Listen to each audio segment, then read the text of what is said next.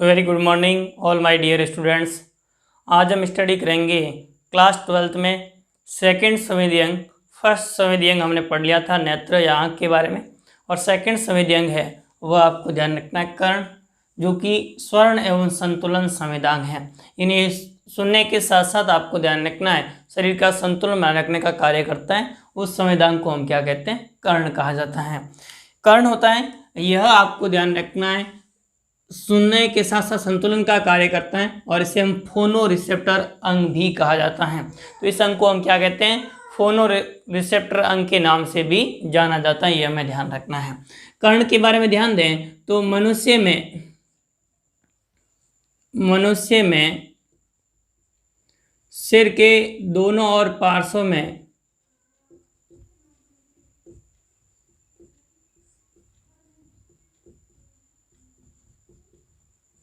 पार्श्वों में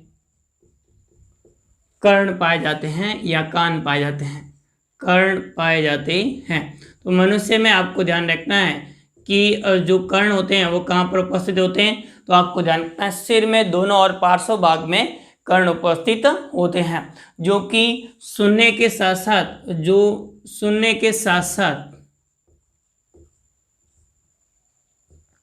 या श्रवण क्रिया के साथ साथ शरीर का संतुलन बनाए रखने का कार्य भी करते हैं। शरीर का संतुलन बनाए रखने का कार्य भी करते हैं। शरीर का संतुलन बनाए रखने का कार्य भी करते हैं। तो यह हमें ध्यान रखना है, शरीर का संतुलन बनाए रखने का कार्य भी करते हैं। तो यह हमें ध्यान रखना है किसके बारे में? कर्ण के बारे में, कि कर्ण किस प्रकार से कार्य करते हैं। तो कर्ण के दो कार्य आपको ध्यान रखना है, एक तो श्रवण क्रिया या सुनने की क्रिया कार्य करते हैं, और दूसरा कार्य हमें ध्यान रखना है शरीर का संतुलन बनाए रखने का कार्य करते हैं। मनुष्य के अंदर कर्ण होता है, उस कर्ण को 3 भागों में बांटा गया है। सबसे पहले जो हमें बाहर की ओर दिखाई दे रहा है, इस भाग को हम क्या कहेंगे? बाह्य कर्ण कहा जाता है। तो ये कर्ण का भाग है जिसे हम क्या कहेंगे? बाह्य कर्ण कहा जाता है। तो एक भाग हो गया बाह्य कर्ण। उसके बाद में आपको ध्यान रखना है, ये पूरा भाग ये बाह्य कर्ण का है। बाह्य कर्ण के बाद में हमें ध्यान रखना है मध्य कर्ण के बारे में। यह भाग है, यह भाग कौन सा हो जाएगा? मध्य कर्ण होता है। तो दूसरा भाग हो जाएगा मध्य कर्ण, और तीसरा भाग हमें ध्यान रखना है जो कर्ण का होता है, जिसे हम क्या कहते हैं? अंतःकर्ण कहते हैं। तो मनुष्य के अंदर कर्ण की संरचना को 3 भागों में बांटा गया है। पहला आपको ध्यान रखना है बाह्य कर्ण, दूसरा मध्य कर्ण, और तीसरा अंतःकर्ण। ये हमें ध्यान रखना है। सबसे पहले बाह्य कर्ण है, उसमें हम एक बार संरचना समझ लेता हूँ, फिर डिटेल से इसको समझेंगे। सबसे पहले दिखाई दे रहा है जो बाहर की ओर, जिसे हम कर्ण पल्लव कहते हैं। क्या कहेंगे? कर्ण पिन्ना या कर्ण पल्लव कहा जाता है। तो ये बाहर की ओर दिखाई दे रहा है, उस भाग को हम कर्ण पल्लव कहेंगे। कर्ण पल्लव के बाद में यह भाग दिखाई दे रहा है जो गुहा है, उसे हम क्या कहते हैं? तो आपको ध्यान रखना है कर्ण पल्लव नलिका या कर्ण गुहा कहेंगे। तो इस प्रकार से बाह्य कर्ण नलिका जिसे हम कह सकते हैं। तो बाह्य कर्ण नलिका या बाह्य कर्ण नलिका को ही हम क्या कह सकते हैं? बाह्य कर्ण कुहर कहा जाता है। तो बाह्य कर्ण कुहर या बाह्य कुहर कर्ण नलिका जिसे कहा जाता है। उसके बाद में यह टिम्पेनिक कर्ण, यहाँ पे जिसे हम क्या कहेंगे? कर्णपटह झिल्ली कहा जाता है।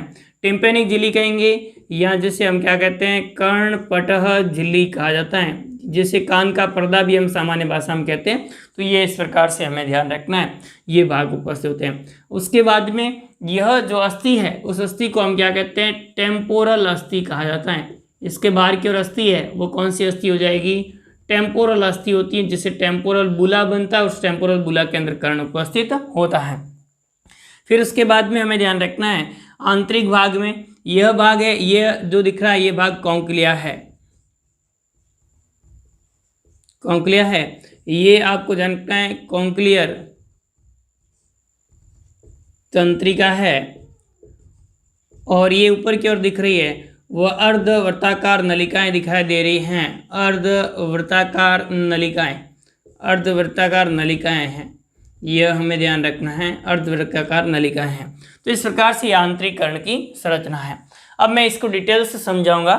पहले सबसे ध्यान दें, मनुष्य कर्ण की संरचना को मानव या मनुष्य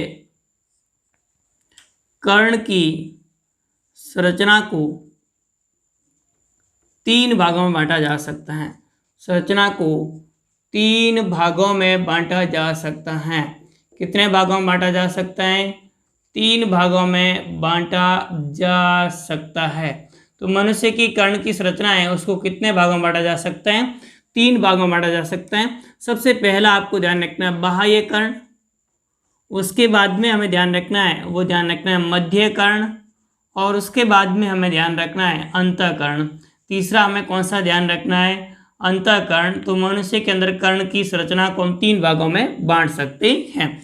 सबसे पहला हम देखेंगे वो किसके बारे में हमें ध्यान रखना है? बाह्य कर्ण के बारे में। बाह्य कर्ण किसे कहेंगे? एक्सटर्नल ईयर किसे कहेंगे? तो आपको ध्यान रखना है मनुष्य में कर्ण का बाहरी भाग होता है उसे बाह्य कर्ण कहते हैं। ये कौन सा भाग हो जाएगा? तो आपको क्या ध्यान रखना है? मनुष्य के कान का बाहरी भाग होता है जो शरीर के बाहर हमें दिखाई देता है, उस बाहरी भाग को हम क्या कहते हैं? बाह्य कर्ण कहते हैं। स्तनधारियों में यह विकसित होता है। स्तनधारियों में यह विकसित होता है। स्तनधारियों में बाह्य कर्ण होते हैं, वह क्या होता है? विकसित होता है। स्तनधारियों में बाह्य कर्ण कैसे होंगे? विकसित होते हैं। तो यह हमें ध्यान रखना है बाह्य कर्ण के बारे में। मनुष्य में शरीर के बाहर दिखाई देने वाला कर्ण का भाग होता है उसे बाह्य कर्ण कहते हैं। बाह्य कर्ण होता है यह स्तनधारियों में विकसित होता है। इसको 2 भागों में बांटा गया है। बाह्य कर्ण को अगेन कितने भागों में बांटा गया है? 2 भागों में। तो बाह्य कर्ण को 2 भागों में बांटा गया है, कितने भागों में बांटा जा सकता है? 2 भागों में बांटा गया है। तो यह हमें ध्यान रखना है कितने भागों में बांटा गया है? 2 भागों में। पहला भाग ध्यान दीजिए जिसे हम क्या कहते हैं? तो आपको ध्यान रखना है पहला भाग जो दिखाई दे रहा है जिसे हम कर्ण पल्लव कहेंगे। क्या कहेंगे? कर्ण पल्लव या कर्ण पिन्ना जिसे कहते हैं। तो यह हमें ध्यान रखना है कर्ण पल्लव के बारे में। यानी बाहर की ओर दिखाई देने वाला भाग होता है उसे हम क्या कहते हैं? कर्ण पल्लव कहते हैं। कर्ण का बाह्य भाग क्या कहलाता है?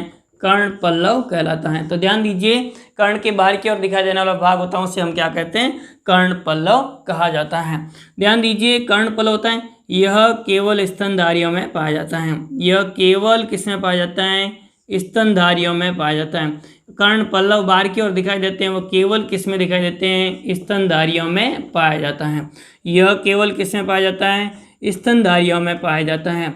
स्तनधारियों के भी कुछ अपवाद छोड़कर बाकी अधिकांश स्तनधारियों में उपस्थित होता है। जैसे इक्डिना के अंदर ये उपस्थित नहीं होता है। इसी प्रकार से ब्लू व्हेल है उसके अंदर नहीं उपस्थित होता है। तो इस प्रकार से कुछ ऐसे स्तनधारी जिसमें ये उपस्थित नहीं होते हैं कर्ण पल्लव, बाकी अधिकांश स्तनधारियों के अंदर क्या उपस्थित होते हैं? कर्ण पल्लव उपस्थित होते हैं। तो इस प्रकार से आपको ध्यान रखना है यह केवल स्तनधारियों में पाया जाता है। स्तनधारियों में भी कुछ अपवाद इसके हैं जिसमें कर्ण पल्लव अनुपस्थित होता है, जैसे इक्डिना है, व्हेल है इत्यादि। तो इस प्रकार से हमें ध्यान रखना है। कर्ण पल्लव होते हैं, यह कर्ण पल्लव आपको ध्यान रखना है बाहर की ओर उपस्थित होते हैं और कर्ण पल्लव होंगे इनके अंदर एक गुहा उपस्थित होती है। इस गुहा को हम कौंचा गुहा कहते हैं। तो इस प्रकार से इसके अंदर गुहा होगी, उस गुहा को हम क्या कहेंगे? कौंचा गुहा कहा जाता है। तो इसके अंदर गुहा होगी, उस गुहा को क्या कहेंगे? कौंचा गुहा कहा जाता है। तो कर्ण पल्लव। और वैसे भी ध्यान रखें तो आप देखेंगे कि खरगोश में जो कर्ण पल्लव होते हैं या गाय वगैरह में कर्ण पल्लव होते हैं, वे कर्ण पल्लव होते हैं ये हिलाते रहते हैं, मच्छर उड़ाने के लिए काम में लेते हैं। परंतु मनुष्य के अंदर कर्ण पल्लव होते हैं वो हम हिला नहीं सकते हैं, क्योंकि कर्ण पल्लव में जो पेशियां पाई जाती हैं वे आरिकुलर पेशियां होती हैं, और आरिकुलर पेशियां मनुष्य के अंदर कैसी होती हैं? अवशेषी होती हैं। तो मानव कर्ण पल्लव होते हैं, मानव कर्ण पल्लव में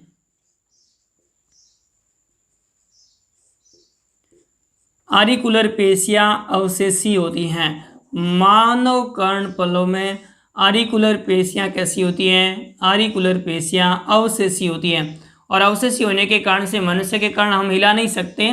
तो यह हमें ध्यान रखना है, अवशेषी होते हैं। तो मानव के अंदर कर्ण होते हैं वो कैसे होते हैं? अवशेषी होते हैं। जबकि आपको ध्यान रखना है खरगोश के अंदर या गाय के अंदर होते हैं वो किस प्रकार के होते हैं? तो कर्ण पल्लव होते हैं, वे उसके अंदर आरिकुलर पेशियां अवशेषी नहीं होती हैं, सक्रिय होती हैं। इसके कारण से वे कानों को हिला सकते हैं। इनके अंदर गुहा उपस्थित होती हैं, इनकी गुहा को हम क्या कहते हैं? कौनचा गुहा कहते हैं। क्या कहेंगे?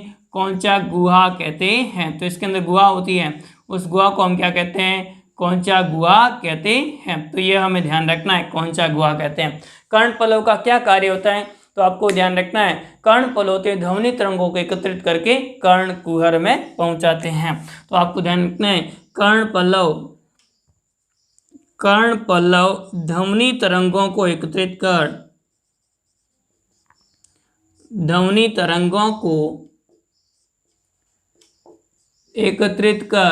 कर्णपल्लव ध्वनि तरंगों को एकत्रित कर कर्णकुहर में पहुंचाते हैं। तो यह हमें ध्यान रखना है, किसके बारे में?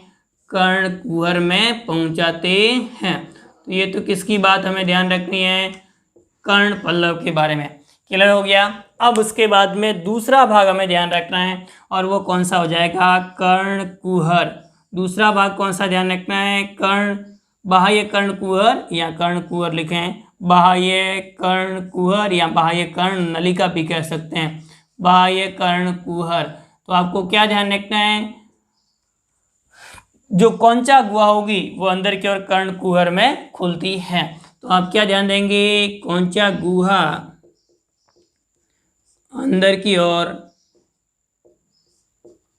कौनचा गुहा अंदर की ओर, कौनचा गुहा अंदर की ओर आपको ध्यान रखना है, कर्णकुहर में खुलती हैं, कर्णकुहर में खुलती हैं, कर्णकुहर में खुलती है, कर्णकुहर में खुलती हैं। जो कहाँ से कहाँ तक फैला रहता है? जो टेम्पेनिक झिल्ली तक, जो टेम्पेनिक झिल्ली होती हैं, टेम्पेनिक झिल्ली, या जिसे हम बाह्य कर्णकुहर के अंदर की झिल्ली होगी उसे हम क्या कहेंगे? कर्णपटह झिल्ली कहते हैं। टेम्पेनिक झिल्ली या जिसे हम क्या कहेंगे? कर्णपटह झिल्ली कहा जाता है। टेम्पेनिक झिल्ली या कर्णपटह झिल्ली होती है, उस झिल्ली तक फैला रहता है। तो यह हमें ध्यान रखना है कि जो अंदर के भाग तक फैली हुई रहती हैं उसे हम क्या कहेंगे? बाह्य कर्णकुहर कहा जाता है। यानी ये भाग है पूरा, ये कौन सा भाग है? बाह्य कर्णकुहर है। और बाह्य कर्णकुहर होता है वो कौनचा गुहा से लेकर के, और टेम्पेनिक या कर्णपटह झिल्ली होती है जिसे कान का पर्दा कहते हैं, उस भाग तक ये फैली हुई रहती हैं। इस भाग तक फैली होती है उसे हम बाह्य कर्णकुहर कहा जाता है। ध्यान दीजिए, बाह्य कर्णकुहर होती हैं, यह बाह्य कर्णकुहर के अंदर आप देखते हैं तो ये कम विकसित होती हैं। इसकी जो भित्ति होती है, इसकी भित्ति में जो ग्रंथियां उपस्थित होती हैं उन्हें संवेद ग्रंथियां कहते हैं। वे संवेद ग्रंथियां रूपांतरित होकर के सेरुमिन की ग्रंथियों का निर्माण करते हैं। तो आपको ध्यान रखना है कि जो बाह्य कर्णकुहर होती हैं उस कर्णकुहर के अंदर उपस्थित सेरुमिन ग्रंथियां होती हैं। यानी ये ग्रंथियां किस ग्रंथियों के रूपांतरण से बनती हैं? त्वचा की ग्रंथियां होती हैं जिसे हम संवेद ग्रंथियां कहते हैं। उन संवेद ग्रंथियों के रूपांतरण से सेरुमिन की ग्रंथियों का निर्माण होता है। और इन सेरुमिन ग्रंथियां होती हैं, इन सेरुमिन की ग्रंथियों के द्वारा आपको ध्यान रखना है कि कर्णमोम का स्त्रावण किया जाता है। कर्णमोम का स्त्रावण होता है वह इनके द्वारा किया जाता है। तो कर्णमोम होगा, उसका स्त्रावण किसके द्वारा किया जाता है? सेरुमिन की ग्रंथियों के द्वारा किया जाता है। सेरुमिन की ग्रंथियां किससे बनती हैं? तो आपको ध्यान रखना है संवेद ग्रंथियों के रूपांतरण से बनती हैं। जो पसीने की ग्रंथियां होती हैं, संवेद ग्रंथियां होती हैं, उन ग्रंथियों के रूपांतरण से सेरुमिन ग्रंथियों का निर्माण, और सेरुमिन ग्रंथियों के द्वारा एक मोम समान पदार्थ का स्त्रावण किया जाता है जिसे हम क्या कहते हैं? कर्णमोम कहा जाता है। तो इस प्रकार से कर्णमोम का स्त्रावण इनके द्वारा किया जाता है, जो कि कणिकीय पदार्थों को कान के अंदर से जाने से रोकने का कार्य करते हैं। तो ये इस प्रकार से अंदर का भाग हमें ध्यान रखना है, बाह्य कर्णकुहर, जो कौनचा गुहा अंदर की ओर कर्णकुहर में खुलती है जिसे बाह्य कर्णकुहर कहते हैं, जो टेम्पेनिक झिल्ली या कर्णपटह की झिल्ली तक फैला हुआ रहता है। तो टेम्पेनिक झिल्ली या कर्णपटह झिल्ली तक फैला हुआ रहता है। कर्णपटह की झिल्ली होती है, यह कर्णपटह की झिल्ली होगी वो क्या करेगी? मध्य कर्ण और बाह्य कर्ण को अलग करने का कार्य करती है, वो टेम्पेनिक झिल्ली या कर्णपटह झिल्ली करती है। तो ये हमें इस प्रकार से ध्यान रखना है। फिर उसके बाद में आपको ध्यान रखना है कर्णकुहर की भित्ति में उपस्थित संवेद ग्रंथियां होती हैं, वे सेरुमिन की ग्रंथियों में रूपांतरित हो जाती हैं, और सेरुमिन की ग्रंथियां होती हैं उनके द्वारा कर्णमोम का स्त्रावण किया जाता है, या कर्णमोम को ही हम क्या कहते हैं? सेरुमिन कहा जाता है। इस सेरुमिन का स्त्रावण इनके द्वारा किया जाता है। तो ये इस प्रकार से हमें ध्यान रखना है किसके बारे में? बाह्य कर्ण के बारे में। तो कर्ण का पहला भाग हमारा कंप्लीट होता है और जिसका नाम क्या है? बाह्य कर्ण। अब हम दूसरा भाग देखते हैं, और दूसरा भाग कौन सा हमें ध्यान रखना है बाह्य कर्ण के बाद में, तो सेकंड आपको ध्यान रखना है बाह्य कर्ण के बाद में वह मध्य कर्ण। सेकंड हेडिंग डालिए मध्य कर्ण।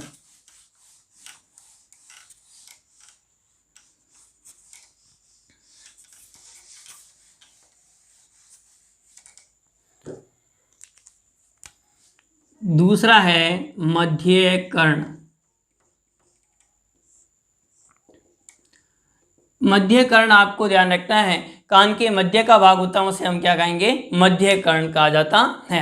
यानी जो टेम्पेनिक झिल्ली होती है उस टेम्पेनिक झिल्ली से लेकर के और कॉन्क्लिया के बीच का भाग होता है, उस बीच के भाग को हम क्या कहते हैं, मध्य कर्ण कहते हैं। मध्य कर्ण होता है वो एक अस्थि से परिबद्ध रहता है, जिसे हम क्या कहते हैं, टेम्पोरल अस्थि कहते हैं। तो मध्य कर्ण, मध्य कर्ण टेम्पोरल अस्थि की गुहा में स्थित होता है, टेम्पोरल अस्थि की गुहा में स्थित होता है, टेम्पोरल अस्थि की गुहा में स्थित होता है।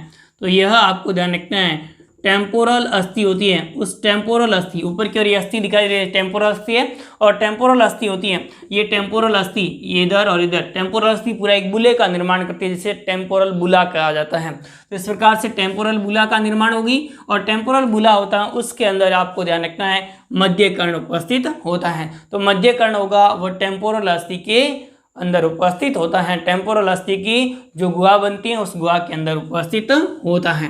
मध्य कर्ण के बारे में ध्यान दें तो मध्य कर्ण होता है उसमें आपको दो संरचनाएं मुख्य रूप से ध्यान रखनी है। एक तो आप यूस्टेकियन नलिका ध्यान रखनी है, तो आप ध्यान देंगे मध्य कर्ण से एक नलिका निकलती है, जिस नलिका को हम क्या कहते हैं, यूस्टेकियन नलिका कहा जाता है। तो इस नलिका को हम क्या कहेंगे, यूस्टेकियन नलिका कहा जाता है। यह यूस्टेकियन नलिका होती है वह आपको ध्यान रखना है ग्रसनी भाग में जाकर के खुलती है। मैंने पहले भी पढ़ाया था, यह यूस्टेकियन नलिका किसमें खुलेगी, ग्रसनी भाग में जाकर के खुलती है। यानी कर्ण को ग्रसनी से जोड़े रखने का कार्य करती है। वो कौन सी नलिका करेगी, यूस्टेकियन नलिका। यूस्टेकियन नलिका होती है वह कान के पर्दे के दोनों ओर, कान के पर्दे के दोनों ओर दाब को बराबर रखने में सहायक होती है। अधिक दाब होता है, अधिक दाब होने पर ध्वनि की अधिक दाब को यह मुंह के द्वारा बाहर की ओर निकाल, जैसे ही कभी तेज आवाज आती है तो ये तेज आवाज सुनाई देते ही हमारा मुंह खुल जाता है, मुंह से आवाज निकलती है। उसका कारण क्या है, क्योंकि यूस्टेकियन नलिका है उसके द्वारा अतिरिक्त जो कान के अंदर दाब था उस दाब को बाहर की ओर निकाला जाता है। तो इस प्रकार से आपको ध्यान रखना, यूस्टेकियन नलिका होगी वह कर्ण पटल झिल्ली के दोनों ओर दाब को बराबर रखने का कार्य करती है। तो ये एक तो आपको नलिका ध्यान रखनी है, जो कौन सी उपस्थित होती है, यूस्टेकियन नलिका। क्या ध्यान रखना है, यूस्टेकियन नलिका। तो आपको क्या ध्यान रखना है, मध्य कर्ण से एक नलिका निकलती है जो कि ग्रसनी भाग से जुड़ी हुई रहती है, उसे हम यूस्टेकियन नलिका कहा जाता है। तो इस प्रकार की नलिका को हम क्या कहेंगे, यूस्टेकियन नलिका कहते हैं। यूस्टेकियन नलिका होती है, यह नलिका कान के पर्दे के दोनों ओर दाब को बराबर रखने का कार्य करती है। यानी कान के पर्दे के बाहर और अंदर दाब बराबर बना रहे, उसका नियंत्रण किसके द्वारा, यूस्टेकियन नलिका के द्वारा। अगर अत्यधिक तीव्र ध्वनि होती है, ध्वनि का अधिक दाब होता है, उस दाब को मुंह के द्वारा बाहर निकालने में कौन सहायक होती है, यूस्टेकियन नलिका सहायक होती है। तो एक तो यूस्टेकियन नलिका के बारे में ध्यान रखना है। फिर उसके बाद में आपको देखना मध्य कर्ण होता है वह अंदर की ओर आपको देखना दो छिद्रों के द्वारा खुलता है। उसमें दो छिद्रों में ऊपर का छिद्र होता है जिसे हम अंडाकार खिड़की कहते हैं। क्या कहेंगे, अंडाकार खिड़की कहा जाता है। तो इस खिड़की को हम क्या कहेंगे, अंडाकार खिड़की कहते हैं, या इसे फेनेस्ट्रा ओवेलिस कहा जाता है। अंडाकार खिड़की या क्या कहेंगे, फेनेस्ट्रा ओवेलिस कहा जाता है। अंडाकार खिड़की या किसे हम क्या कहेंगे, फेनेस्ट्रा ओवेलिस कहते हैं। जबकि दूसरा आपको ध्यान रखना है, नीचे की ओर छिद्र उपस्थित है, इसे वर्ताकार खिड़की कहते हैं। क्या कहेंगे, वर्ताकार खिड़की कहते हैं, या इसे फेनेस्ट्रा रोटेंडस कहा जाता है। वर्ताकार खिड़की या वर्ताकार खिड़की को हम क्या कहेंगे, फेनेस्ट्रा रोटेंडस कहा जाता है। तो इन दो छिद्रों के द्वारा ये अंदर की ओर खुलता है। मध्य कर्ण होगा वह अंडाकार खिड़की या फेनेस्ट्रा ओवेलिस तथा वर्ताकार खिड़की या फेनेस्ट्रा रोटेंडस के द्वारा अंदर की ओर खुलता है। फिर उसके बाद में हमें ध्यान रखना है, तो इसमें दो छिद्र कौन कौन से, एक तो आपको ध्यान रखना है फेनेस्ट्रा ओवेलिस या अंडाकार खिड़की जिसे हम कहते हैं, फेनेस्ट्रा ओवेलिस। और दूसरा हमें कौन सा ध्यान रखना है, तो आप दूसरा ध्यान देंगे फेनेस्ट्रा रोटेंडस। क्या ध्यान रखना है, फेनेस्ट्रा रोटेंडस। ये 2 खिड़कियां होती हैं जिसके द्वारा अंदर की ओर खुलता है। फिर इसके बाद में आपको ध्यान रखना है कर्ण अस्थिकाएं। कर्ण के अंदर आपको ध्यान रखना है मनुष्य के कर्ण में 3 अस्थियां पाई जाती हैं। मनुष्य के कर्ण में श्रृंखलाबद्ध रूप से जुड़ी हुई 3 अस्थियां पाई जाती हैं। तो आप ध्यान देंगे मनुष्य के कर्ण में श्रृंखलाबद्ध रूप से जुड़ी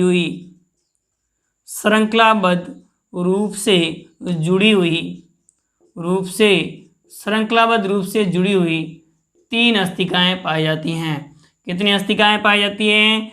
3 अस्थिकाएं पाई जाती हैं। तो ये 3 अस्थिकाएं पाई जाती हैं, वो कौन कौन सी है वो हमें ध्यान रखनी है। 3 अस्थिकाएं पाई जाती हैं। अब आपको उसका छोटा सा ट्रिक ध्यान रखना, मिक। 3 अस्थियां कौन कौन सी है? तो आपको ध्यान रखना है मिक, यानी पहली आपको ध्यान रखना है मेलियस। कौन सी ध्यान रखनी है आपको? मेलियस। दूसरी आपको कौन सी ध्यान रखनी है? इंकस। कौन सी ध्यान रखनी है आपको? इंकस। और तीसरी आपको ध्यान रखनी है, वो ध्यान रखनी है मिस ध्यान रखना। तीसरी आपको ध्यान रखनी है स्टेपिस। तो इस प्रकार से 3 अस्थियां उपस्थित होती हैं, एक मेलियस, दूसरी इंकस और तीसरी स्टेपिस। तो ये आपको ध्यान रखना है। कान की अस्थियों को कभी भी आपको मिस नहीं करना है, हमेशा याद रखना है, यानी मिस नहीं करना है। यानी मेलियस, इंकस और स्टेपिस, ये 3 अस्थियां आपको ध्यान रखनी है। मेलियस, इंकस और स्टेपिस कौन कौन सी है? तो ध्यान दीजिए कि ये जो अस्थि दिखाई दे रही है, ये अस्थि है। उस अस्थि को हम क्या कहेंगे? तो आपको ध्यान रखना है, ये तो ऊपर टेम्पोरल अस्थि हो गई जिसके अंदर बंद रहता है कर्ण, मध्य कर्ण। अब ये अस्थि है, इस अस्थि को हम क्या कहेंगे? मेलियस कहा जाता है। तो एक तो मेलियस हो गई और दूसरी आपको ध्यान रखनी ये है, उसे हम क्या कहेंगे? इंकस कहा जाता है। और तीसरी शरीर की सबसे छोटी अस्थि होती है जिसे हम क्या कहते हैं? स्टेपिस कहा जाता है। तो 3 अस्थियां होती हैं, मेलियस, इंकस और तीसरी कौन सी हो जाएगी? स्टेपिस होती है। पहली ध्यान दीजिए मेलियस के बारे में। मेलियस अस्थि होती है, यह अस्थि आपको ध्यान रखना है कि हथौड़े के आकार की होती हैं। किस प्रकार की होती हैं? हथौड़े के आकार की होती है। ध्यान दीजिए, हथौड़े के आकार की अस्थि होती हैं। तो मेलियस अस्थि होती है वो किस प्रकार की होती हैं? हथौड़े के आकार की होती हैं।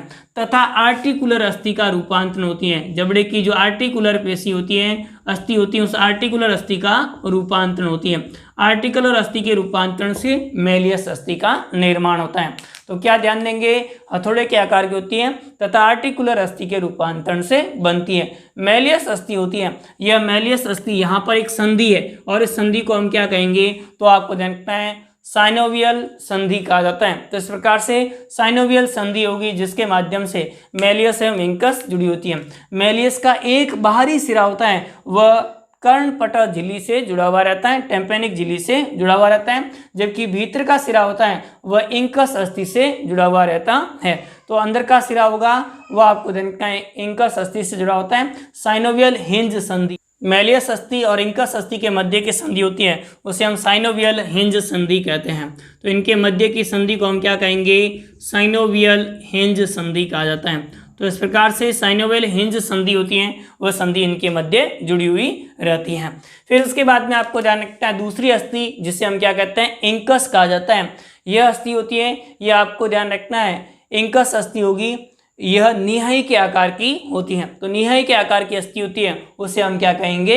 इंकस कहा जाता है। तो इंकस अस्थि होती है, वह निहाई के आकार की होती है तथा जबड़े की क्वाड्रेट अस्थि के रूपांतरण से बनती है। ये जबड़े की जो क्वाड्रेट अस्थि होती है उसके अस्थि के रूपांतरण से इंकस बनती है। इंकस अस्थि होती है, वह स्टेपिस अस्थि से जुड़ी रहती है। इंकस और स्टेपिस के मध्य होती हैं, वो आपको जानते हैं कंदुक खलिका संधि होती है, जिस संधि के द्वारा इंकस एवं स्टेपिस आपस में जुड़ी हुई रहती है।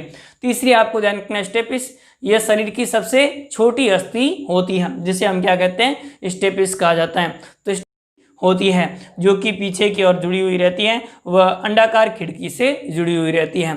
तो इस प्रकार से ये आपको पूरा ध्यान रखना है किसके बारे में? कर्ण अस्थियों के बारे में। मेलियस, इंकस एवं स्टेपिस 3 प्रकार की अस्थियां उपस्थित होती हैं। पहले आपको मेलियस अस्थि, यह अस्थि हथौड़े के आकार की होती है जो आर्टिकुलर अस्थि के रूपांतरण से बनती है।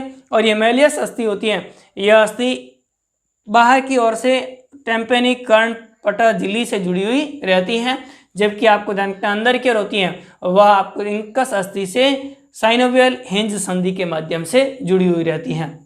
दूसरी इंकस, ये निहाई के आकार की होती है और यह अस्थि होती है वह जबड़े की क्वाड्रेट अस्थि के रूपांतरण से बनती हैं। फिर इसके बाद में आपको ध्यान रखना है इंकस अस्थि होती है वह स्टेपिस अस्थि से जुड़ी हुई रहती है। इनकी मध्य की संधि होती है उस संधि को हम कंदुक खलिका संधि कहते हैं। फिर उसके बाद में स्टेपिस ये शरीर की सबसे छोटी अस्थि होती है। तो इस शरीर की सबसे छोटी अस्थि होती है जो कि जबड़े की हायोमैंडिबुलर अस्थि के रूपांतरण से बनती है। फिर उसके बाद में आपको ध्यान रखना है जो स्टेपिस अस्थि होगी अंदर की ओर खुलती है। ये मध्य कर्ण होता है। इस मध्य कर्ण उपस्थित जो कर्ण अस्थिकाएं होती है उनके द्वारा ध्वनि तरंगों को बढ़ाने का कार्य किया जाता है। ध्वनि तरंगें जैसे ही टकराती हैं इस टेम्पेनी कर्ण पटल झिल्ली पर तो ये इसमें कंपन होता है। इस कंपन को कौन ग्रहण करेगी? कर्ण की अस्थिकाएं ग्रहण करती हैं और अस्थिकाएं ग्रहण करके और इस ध्वनि तरंगों को बढ़ा देती हैं 20 गुना तक, जिसके कारण से जो कंपन है वो कोक्लिया तक पहुंचता है जहां पर हमें ध्वनि का ज्ञान होता है। तो ये डिटेल से हम आगे पढ़ेंगे। इस प्रकार से हमें ध्यान रखना है कि मनुष्य के अंदर कर्ण होता है उसके 3 भाग होते हैं, बाह्य कर्ण, मध्य कर्ण और अंतःकर्ण। अंतःकर्ण को हम पढ़ेंगे अगली क्लास में। यहाँ तक आज की क्लास में हम 2 ही कर्ण पढ़े, एक तो बाह्य कर्ण और दूसरा कौन सा ध्यान रखना है? मध्य कर्ण। एक बार क्विक रिवीजन कर लेते हैं। सबसे पहले आपको ध्यान रखना है बाह्य कर्ण। मनुष्य के अंदर आपको ध्यान रखना है या स्तनधारियों में विकसित प्रकार के बाह्य कर्ण पाए जाते हैं और बाह्य कर्ण होते हैं यह आपको ध्यान रखना 2 भागों में व्यक्त होता है। सबसे पहले आपको ध्यान रखना है कर्ण पल्लव और दूसरा आपको ध्यान रखना है बाह्य कर्ण कुहर। पहला आपको कर्ण पल्लव ध्यान रखना है। कर्ण पल्लव विकसित प्रकार का केवल स्तनधारियों में पाया जाता है। स्तनधारियों में भी कुछ ऐसे सदस्य होते हैं जिसमें कर्ण पल्लव अनुपस्थित होते हैं। कर्ण पल्लव होते हैं ये फाइब्रो इलास्टिक उपास्थि से बने हुए होते हैं। तो ये फाइब्रो इलास्टिक उपास्थि से बने हुई संरचना होती है उसे हम कर्ण पल्लव कहते हैं। कर्ण पल्लव के अंदर आरिकुलर पेशियां पाई जाती हैं जो कि अवशेषी प्रकार की होती है मनुष्य में। इस कारण से मनुष्य अपने कानों को हिला डुला नहीं सकता है, जबकि खरगोश होता है वह अपने कानों को हिला डुला सकता है। फिर इसके बाद में हमें ध्यान रखना है कि जो कर्ण पल्लव होता है उसके द्वारा ध्वनि तरंगों को ग्रहण करके और कर्ण कुहर में भेजा जाता है। इसके अंदर गुहा उपस्थित होती है, उस गुहा को हम क्या कहते हैं? कौनचा गुहा कहा जाता है। फिर उसके बाद में बाह्य कर्ण कुहर के बारे में ध्यान रखना है कि बाह्य कर्ण कुहर होता है यह कौनचा गुहा से लेकर के और कर्ण पटल झिल्ली तक फैला हुआ रहता है। बाह्य कर्ण कुहर होता है इस बाह्य कर्ण कुहर की भित्ति में उपस्थित संवेद ग्रंथियां होती हैं वह सेरुमिन की ग्रंथियों में रूपांतरित हो जाती हैं और सेरुमिन की ग्रंथियों के द्वारा सेरुमिन या कर्ण मोम का स्त्रावण किया जाता है। तो यह हमें ध्यान रखना है किसके बारे में? कर्ण कुहर के बारे में। फिर कर्ण कुहर होता है अंदर की ओर खुलेगा और अंदर की ओर खुलता है उस और मध्य कर्ण में और मध्य कर्ण और बाह्य कर्ण के मध्य झिल्ली होती है उसे हम क्या कहते हैं? कर्ण पटल झिल्ली कहा जाता है। अब उसके बाद में ध्यान दीजिए मध्य कर्ण। मध्य कर्ण होता है यह आपको ध्यान रखना टेम्पोरल अस्थि की गुहा में स्थित होता है और इससे एक नलिका निकलती है जिसे यूस्टेकियन नलिका कहते हैं और ये यूस्टेकियन नलिका होती है वह ग्रसनी में जाकर के खुलती है तथा कान के पर्दे के बाहर और पर्दे के अंदर के दाब को नियंत्रित करने का कार्य करती है। तो वह यूस्टेकियन नलिका करती है। फिर इसके बाद में आपको ध्यान रखना है इसमें 2 प्रकार के छिद्र, अंडाकार खिड़की या फेनेस्ट्रा ओवलिस, वर्ताकार खिड़की या फेनेस्ट्रा रोटेंडस कहते हैं। 3 प्रकार की अस्थियां मिस, मेलियस, इंकस और स्टेपिस।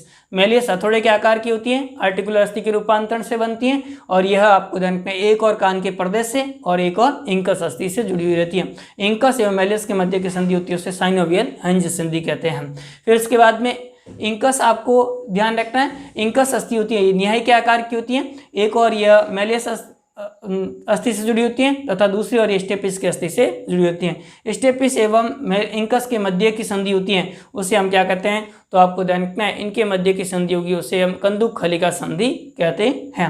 फिर उसके बाद में स्टेपिस इस शरीर की सबसे छोटी अस्थि होती है उसे हम स्टेपिस कहेंगे। ये तीनों अस्थियां होती हैं वो श्रृंखलाबद्ध रूप से जुड़ी होती हैं तथा ध्वनि तरंगों को अंतःकरण तक पहुंचाने का कार्य करती है। तो ये था बाह्य कर्ण एवं मध्य कर्ण। नेक्स्ट अगली क्लास में हम पढ़ेंगे अंतःकरण के बारे में। तब तक के लिए धन्यवाद।